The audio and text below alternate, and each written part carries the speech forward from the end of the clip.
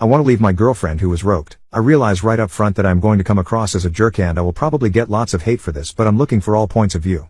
Also, this is going to be very long because I just don't know what to leave out and honestly I need to vent some. Here is the story. A year ago, actually a year and a month ago, my girlfriend was roped as she was leaving work. Thankfully she was not unalived, however her attacker did threaten her with a weapon. Fortunately the store she works at had cameras in the parking lot, and between them getting video of the attack and the bank across the street getting the attacker's car on camera, the police were able to catch him within a day. Between the video and DNA testing he did not even contest, he just plead guilty in exchange for not receiving the max. Since there were aggravating circumstances, the weapon, the judge gave him a 20-year sentence, and with time for good behavior he can be out in about 10 years, give or take. I tell you all of that to make it clear that her attacker is no longer a threat. She doesn't have to fear him coming back for her at least for 10 years or so. Obviously this was a very traumatic event in her life, and while I was not a victim per se, it was also very traumatic for me as well. I can't imagine what she has gone through, and I don't compare my situation to her at all. But I have had severe bouts of depression because I couldn't protect her, and knowing someone else was harming her sometimes was almost more than I could handle. Right after the incident she did not want to see me. I get that. It hurt, but I understood. Her parents picked her up from the hospital and I did not see or hear from her for a week, which I sort of get, but I think I could have gotten a text or something just saying she was okay.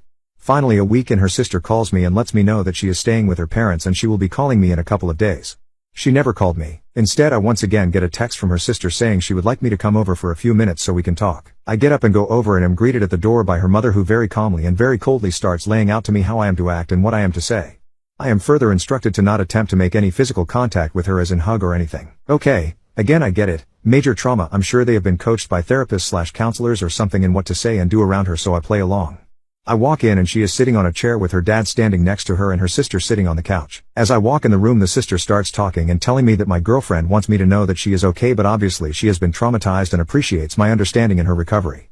She never said one single word to me and barely looked at me. Again, this was right after the event and I'm understanding that this is how it has to be. But honest to God, that entire conversation was just awkward as hell. I leave, go home and attempt to focus on how I can help her. I start Googling how to deal with a rope survivor and what I can expect. She starts going to therapy initially 2 times a week, then after 2 months it goes down to 1 day a week. In the meantime she finally makes contact with me and asks to meet at a coffee shop. I get there and she is already there and waiting. At this point in time they had her so medicated that I was dealing with a zombie for the most part. There was no emotion and she was very methodical in her speech. Basically she wanted to get together that day to tell me that she couldn't go out with me for a while until she got past some issues she was dealing with.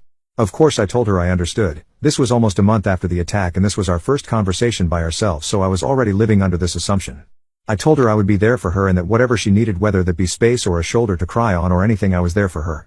I started to tell her that I loved her and she stopped me. She told me that right now she didn't want to hear that and that I had to respect her wishes. I was once again a little hurt and frankly surprised, but I said whatever she wanted. She starts texting me the next day. Little things, nothing important, but I think it is a big step in getting back to where we were. This goes on for another month and a half. I finally asked her at the month and a half mark if we could meet for dinner. She didn't reply for 2 days and then said that she had to wait for to talk to her therapist. Finally she agrees to this but sets the date for another month away. Now mind you, this is almost 4 months after the attack and so far I've had 1 physical conversation with her in person and 1 bizarre conversation with her and her family.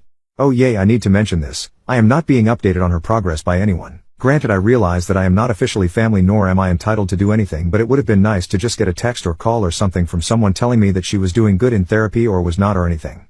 We go out to eat at a small bistro that we ate at all of the time. I met her there and I was waiting for her to show up. After sitting for a half hour waiting, I text to see what was up. I just get a text of on my way. She finally arrives and sits down. I ask her how she has been and she snapped at me and told me to not ask her personal questions. We ate and after dinner I wanted to just sit and talk because I missed the person I had talked to almost every day for the previous 3 years.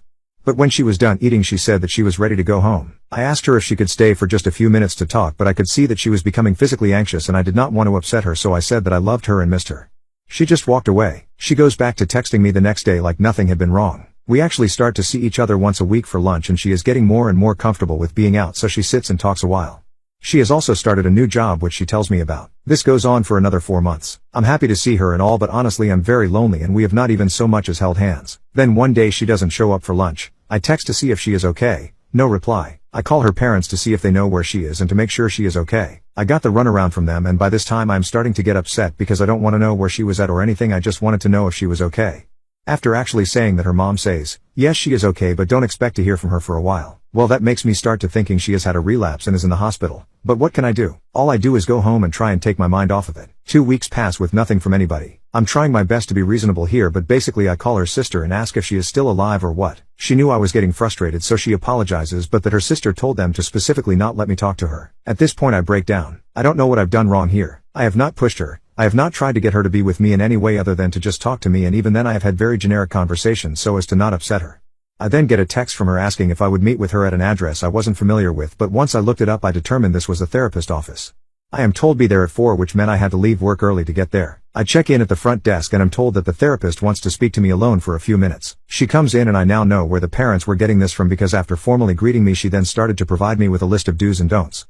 She then told me that my GF wanted to speak to me and had something to tell me. I go in and she is sitting on one chair and I am instructed to sit in the other. She has a box of tissues and has been crying. The therapist tells me that I am here because my girlfriend has something to tell me and that she wanted the safety of therapist office to feel safe. She then proceeds to tell me that the reason she did not meet me for lunch that day is because she was with another guy, somebody from her new job, and that they had been intimate with each other. She might as well have taken a weapon out and shot me. It couldn't have hurt any more. I just drop my head and begin to cry. The therapist then pipes in with some logic about her taking back her sexuality since she was attacked and how this wasn't cheating in the same sense of cheating. My girlfriend then proceeds to tell me that she does not want to lose me and that she is just very messed up in the head and that it was a one-time thing and blah blah blah. I feel very trapped at that moment. I felt like I was ganged up on, and the more I set the matter I got. I finally just said to her, "You haven't so much as held my hand in the past half year, yet you can go F some guy you met at work while I sit like an idiot waiting for my junior high date." This of course caused her to go into hysterics and the therapist asked me to leave. I apologized and told her to text me if she wants to keep working this out. I get that text later that day. Now she is all chatty and crap telling me that this was the worst mistake of her life and please talk to her. I tell her that I don't know if I can go on with this but agree to meet her. I flat out tell her right up front when I see her that for me to even consider going forward with this that she has to cut this other guy off, period. She tells me that is impossible because they work together, and I tell her that I'm sorry but I won't even consider it if she is going to see this guy every day. She decides to find another job, and after talking with my sister who I have told everything to, she said that while it is not common, some women do attempt to have intimacy after being attacked so that they feel like they have power again. Now why I am not the one who she did this with I have no idea, but I know I feel like I am being punished for something I did not even do. She changes jobs and we go back to our lunches, and I do this twice when I tell her that I am getting a little tired of just meeting for lunch and doing nothing else, so she agrees to come over to watch TV with me. That has been it up until tonight. Tonight she came over and we watched 2 movies and ate pizza. During the second movie I tried to give her a kiss. Nothing more, just a kiss. She backs away as though I was a cross and she was a vampire and tells me she is not ready for that yet. Okay, not my finest moment here I admit, but I tell her that it's been a year and a month and I have not tried one goddamn thing with her or forced her into anything, and yet she willingly F some other guy months ago, but here I am still waiting to hold hands. She of course starts crying, but this time I'm not as fast to apologize. I do apologize for the tone of my voice and tell her that I would never try and force her to do anything against her will, but honestly I feel like I have been kept on the outside. I've been cheated on. I don't give two craps what they call it. She willingly had unprotected intimacy with someone else, and I feel like I have done everything to try and be a supportive boyfriend. I tell her that honestly I don't want her to text me until I decide what I'm going to do. I don't want to be unfair to her, but by the same token a year is a long time and we are really no closer to being back to normal than we were 6 months ago, and I have no idea how long this will go on. Now here is the part where if you didn't think I was jerk before, you will now. I am just tired of not having intimacy. Look, I certainly understood not trying anything right afterwards and even months afterwards, but it's been over a year and we're not even holding hands, and frankly the fact that she has been with someone else since this incident is unaliving me inside. So I told her that I'm going to think things through and promise to talk with her next week sometime. But as it stands tonight I think I'm done. I love her. I hate the idiot who ruined both of our lives. I know this isn't her fault and I hate that I feel like crap no matter what I do. If I stay I'm going to be resentful, and even if she comes over tomorrow and has intimacy with me it will feel like either pity intimacy or desperation intimacy. But I know ending this will be punishing her for something that isn't her fault either. Advice? My god, this is way too long. TL, Dr. GF was roped over a year ago. In the meantime I have given her space and let her deal with things as she deems fit. We have not been together intimately since the attack. She on the other hand has been with another guy since. I think I'm done but looking for advice.